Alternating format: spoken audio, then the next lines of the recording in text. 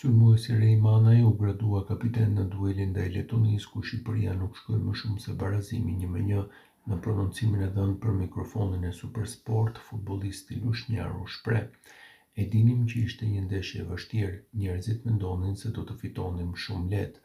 Patëm raste, duhet të synojmë vendin e dytë.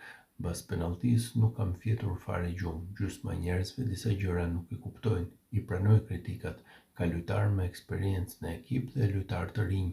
Ne më të vjetrit duhet ta marrim situatën në dorë. Mbase jemi të ngarkuar, në shtator t'i futemi fort dhe të synojmë vendin e dytë sepse është një shans i ardhur për të shkuar në butror." Shiriti kapitenit: "Ndeshjen e parë me kombëtaren e kam luajtur në vitin 2015, kam gati 10 vite.